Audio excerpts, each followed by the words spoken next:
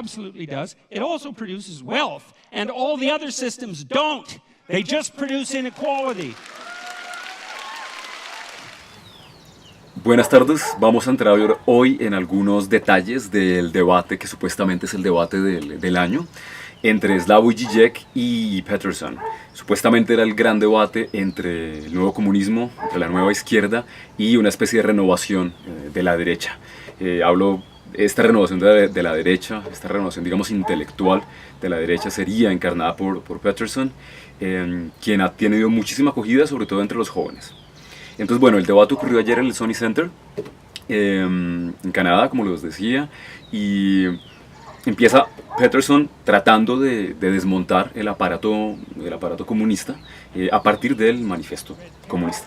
Dice, bueno, yo tengo una forma de leer, dice él, y es una forma de leer en la cual más allá de leer las líneas y los párrafos, yo voy a las ideas y trato de probar si esas ideas son realmente fuertes, no importa quién las diga, y si las ideas me parecen un poco irracionales, pues no admitirlas. ¿Eso qué es? Eso es una forma de pensamiento típicamente inglés, es puro racionalismo inglés, pero también con gran parte del racionalismo francés, digamos, cartesiano. Entonces empieza así Peterson diciendo vamos a poner a prueba el manifiesto, y pone a prueba el manifiesto y lo que hace es barrer el suelo con el manifiesto, no siempre mediante una lectura verdadera del manifiesto, pero una lectura efectista que funciona. Entonces él dice, bueno, el manifiesto se escribió hace 170 años, entiendo que tendrá algunos errores, pero tiene más de los que me imagino, porque yo nunca había leído un texto, dice él, nunca había leído un texto que fuera tan irracional y tan lleno de errores lógicos como el manifiesto comunista de Engels y Marx. Y todo el argumento de él se basa en eso, ¿no? Se basa en la lógica y en la supuesta cientificidad, que ese es el discurso de Peterson.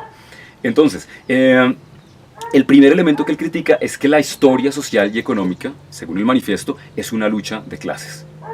Y él dice, pero un momento, la lucha de clases, esa lucha entre supuestamente los que tienen el poder y los que son desposeídos, es una lucha que viene antes del capitalismo. Y es una lucha que se encuentra en el reino animal. O sea, no nos metan en el cuento de que eso es capitalismo. Y él lo dice en ese tono burlón, ¿no? Burlándose pues de las ideas del manifiesto, que es muy apelativo, y ahí es cuando todo el mundo pues empieza a aplaudir en el Sony Center. Entonces, para él realmente hay como una especie de problema psicológico, que es el problema de la soledad de las personas, que no es un problema del capital, es un problema de la gente, es un problema anterior al capital. Luego se burla entonces del binarismo entre el explotador y el explotado. Y dice, bueno, para los comunistas y para el manifiesto, lo que hay son los malos, que son la clase que explota, el capitalista, el burgués, y los explotados, que son el proletario. Siendo el proletario los buenos. Ahora, es ahí donde toca leer con cuidado, oír con cuidado a Peterson. Porque en ninguna parte del manifiesto ni ningún comunista dice que el proletario sea bueno. De hecho, ahí entonces Peterson está mezclando la verdad con la mentira, y eso es lo que a él siempre le funciona muy bien, ¿no? Dice cosas que son ciertas hasta cierto punto y luego, ¡pum! Entonces supuestamente los comunistas creen que el proletario es bueno y que la burguesía es mala, y luego él dice, bueno, esto es completamente inocente, ¿a quién se le puede ocurrir esto? Y otra vez el público aplaude, y por ese punto entonces empieza como a mover su tercer concepto, ¿no? Y es que la dictadura del proletariado, que es la que propone Marx, viene después de una revolución completamente sanguinaria. ¿Y cómo se puede esperar que después de una revolución sanguinaria sean los buenos los que van, digamos, a tomar el control y portarse bien? Entonces él dice que habrá que escoger seguramente un pequeño grupo de proletarios que sean los que dirijan. Y dice, ¿cómo escoger ese grupo de proletarios? Pues serán los buenos, y quién los escoge no se sabe. Pero ese elemento de que tenemos que escoger, o que el manifiesto comunista dice que hay que escoger un pequeño grupo de proletarios, eso no está en el manifiesto. Se lo inventa Peterson. Peterson dice que habrá que escoger un pequeño grupo, como para tratar de hacerle zancadilla pues, a la propuesta marxista, diciendo, finalmente esto lo que es un pequeño capitalismo, con la diferencia de que no es el libre mercado el que permite disponer de quién está al mando, sino que van a ser pues unos malvados mandones, tipo rusos, tipo revolución rusa, que él pone ese ejemplo, los que van a definir quiénes son los buenos y quiénes son los malos. Dice, es imposible poner un mecanismo tan complicado como el libre mercado y centralizarlo en manos de unos pocos. Hay otro error que comete Peterson, pero pues que sigue de largo, y es el capitalismo no quiere centralizar nada. Por supuesto, y eso luego lo va a admitir Zizek, los totalitarismos de Estado que se han hecho llamar comunistas o que han tomado las ideas comunistas para fusilar y para matar gente, por supuesto que son centralizados. Pero la idea es toda la contraria, y es extraño que Zizek más adelante en el debate no hable de eso. Luego Zizek va a entrar en una discusión muy compleja, pero en este momento está diciendo Peterson, bueno, ¿cómo vamos a centralizar y a controlar una cosa tan compleja como el mercado? Bien, ahora viene la respuesta de Zizek. El primer problema de la respuesta de Zizek es que no hay respuesta. Zizek se remite a leer lo que tiene escrito en las hojas y no le responde a Peterson. Hubiera podido decirle, bueno, la diferencia o la oposición entre buenos y malos de las que usted habla, con los supuestos buenos proletarios y los malos capitalistas, no existe, no está ahí en el texto. Sus supuestos biológicos, ¿sí? de que la gente realmente actúa como los animales o como las ratas, como dice Peterson, pues digamos que son pseudocientíficos, no admiten una prueba más allá de algunos experimentos cortos en laboratorio, digamos que no habla de la historia. Sí, digamos que es una lectura facilista, es una lectura que no hace más que jugar, digamos, con lo superficial del manifiesto. Pero Zizek no hace nada de eso. Zizek lo que hace es leer lo que tiene preparado y sí decir que tanto él como Peterson son al margen. Que este supuestamente es el debate del siglo, pero que ellos están al margen. Y si hay algo del debate del siglo, si recordamos, por ejemplo, la pelea entre Floyd Mayweather y Pacquiao en boxeo, es que realmente no hubo una gran pelea. Lo que había es un Mayweather haciendo lo que sabe hacer, que es defenderse, y un Pacquiao atacando. Y aquí tenemos más o menos lo mismo. Está Zizek repitiendo ideas interesantes, pero no está realmente, al menos en la primera parte, no está entrando en el debate. ¿Y con qué punto empieza? Empieza hablando de la China actual, que es una China que le duele bastante, porque dice, bueno, la China actual pues es increíble, ha sacado a miles de millones de personas de la pobreza y las ha metido en la clase media, pero ¿cómo? Con un sistema que es básicamente de libre mercado, completamente agresivo, y por otra parte un sistema jerárquico que no es comunista, que es confucianista. Es algo así como volver a los valores. Y esa vuelta de los valores es básica para entender el debate de Zizek. Dice, toda vuelta a los valores es falsa, para resumirlo. Dice, bueno, pongamos el caso de un Donald Trump en Estados Unidos. Dice, Donald Trump supuestamente vuelve a los valores conservadores, pero al mismo tiempo es un viejo vulgar. Y esa mezcla es típicamente posmoderna, porque es imposible volver a los valores pasados, completos. Entonces es una crítica, digamos, de toda la posmodernidad, no solamente del capitalismo. Y luego sí entra en una crítica muy fuerte al capitalismo cuando dice, ojo, el problema no es que no logramos conseguir ciertas cosas que deseamos, sino que nosotros creemos desear ciertas cosas y no las deseamos. Y nos damos cuenta en el momento en que las obtenemos, que no somos felices. Y para meter esto en el debate latinoamericano y colombiano, eso me recuerda a Stanislao Zuleta, con el elogio a la dificultad, que en el elogio a la dificultad de Stanislao Zuleta dirá, el problema no es que no logremos adquirir lo que queremos, sino que no sabemos desear.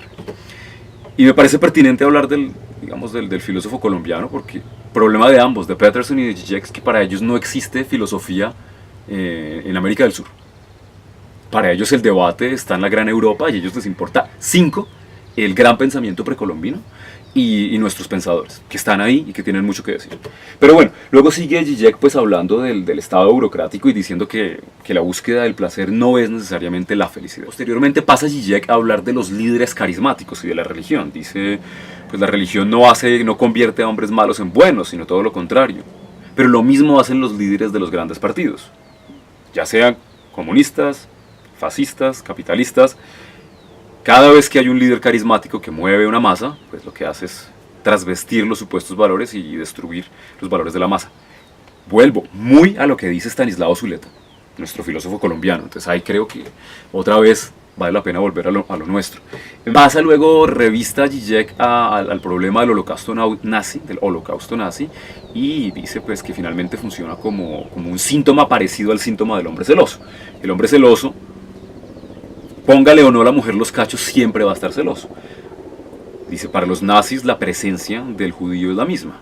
Existan o no los problemas que se le adjudican al judío, el nazi siempre va a detestar al judío. Digamos que eso hace parte de su constitución como persona. Para Zizek, la constitución como persona, la constitución personal del capitalismo es también buscar al otro externo al cual echarle la culpa. Entonces, de alguna manera, los refugiados, los que buscan asilo, los extranjeros, los que están fuera de la lógica de consumo, los que no piensan solo en comprar, en hacer crecer sus compañías, pues son los malos. Y hay que sacarlos, ¿no? Cuarta crítica que hace él al capitalismo es la comodización o la alienación o la reificación, si se quiere, de la vida cultural. Y es que todo se convierte en mercancía para el capital, ¿no? Todo es un objeto que existe ahí sólido y es mercantilizable. Zizek no lo dice en este momento, pero él siempre referirá que incluso las luchas ecológicas se pueden convertir en mercancía y que eso hace, pues, por supuesto, que no haya ninguna lucha verdadera para transformar el mundo, sino que todo se convierta pues, en unas modas que se pueden vender y comprar. Y es ahí donde entra pues, el problema grave, que es el problema ecológico que denuncia Zizek, y es que hay una transformación tan grande de la naturaleza y hay un no retorno que el capital no se toma en serio. Y esa es, digamos, una de las contradicciones que están ahí insertas y que, pues, que hay que ver. Pero hay lo mismo, Zizek no le está respondiendo con algo nuevo a Peterson, está hablando de algo que ha dicho hace más de 7 años, y es que hay al menos 3 contradicciones internas del capitalismo. La imposibilidad ecológica, no podemos vivir en un mundo de crecimiento infinito, porque el mundo es finito, los recursos naturales se agotan. Por otra parte, la libertad de la creación tampoco se puede meter en cajas. Y por otra parte, digamos, la transformación del ser humano, ¿no? Como las transformaciones biotecnológicas o incluso las redes sociales, ¿no? La facilidad de comunicarnos, de poner un video en YouTube, es al mismo tiempo la facilidad de que otro nos esté espiando y de que seamos controlados. Y ya no controlados mediante un amo maestro que nos obliga, sino que nosotros queremos ser controlados y que nosotros buscamos de alguna forma estas formas de control, que pagamos por ellas y que las transportamos con nosotros. Y por último hablará Zizek del apartheid, de las nuevas formas de separaciones, de los grandes cordones de miseria que existen en todo el mundo, y de las intervenciones en Irak, la búsqueda por el coltan en el Congo. De nuevo, no habla de Colombia. Colombia tiene un problema gravísimo, digamos, de abuso de los recursos naturales y de miseria y de movimiento de poblaciones causado por eso. De eso no lo refiere Zizek, es un problema que existe, pero bueno, ese es el problema principal del capital, y es ¿por qué llegan los inmigrantes? Los inmigrantes llegan porque hay una explotación desmedida de los recursos y ellos hacen parte, digamos, de esa explotación, y la gente pues, que vive en esas sociedades descompuestas, pues inmigra para Europa. Y dice Zizek, la idea no es solamente darles comida, darles habitación, digamos, ser el buen samaritano, sino cambiar con las lógicas de explotación del capital, que son las que producen la pobreza en estos países. Es decir, no se trata de ser una Suiza redentora con una Cruz Roja, sino se trata de realmente resolver los problemas de base y convertir a los países que son desollados, que son desprovistos, en productores y en dueños de su propia materia prima. Entonces ahí es donde se vuelve, digamos que es volver al comunismo de una manera un poco más general, y es el país pobre ser dueño de su tierra, ser dueño de sus productos, y no una dictadura del proletariado bueno que va a destituir a los malos que tienen el poder, que es la caricatura que vende Peterson. Entonces, bueno, finalmente, que es la primera parte de este debate, que es de la que estamos hablando acá, es un poco desilusionante porque no hay debate, es como una pelea de boxeo en la cual uno defiende y el otro ataca. Hay un completo olvido de todas las propuestas interesantes teóricas que puede dar Latinoamérica y el África, pero desconozco las propuestas teóricas del África para hablar de ellas.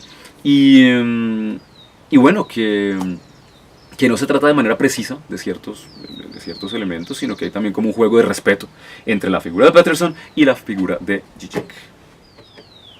Bien, de acuerdo a la recepción de este video haremos otro para hablar de la segunda parte del debate y, por supuesto, terminar acerca de la discusión de qué fue lo que pasó realmente en Notre Dame, que se perdió dentro de esta gran catedral. Y por favor, no olvides conectarte al link acá arriba para ver el trabajo que hacemos aquí, en esta casa de campo, tratando de ayudar a los jóvenes universitarios a crear sus proyectos de investigación y también a conseguir becas. También para que esa cantidad de dinero que tiene el primer mundo, pues también transite en otras economías. Gracias.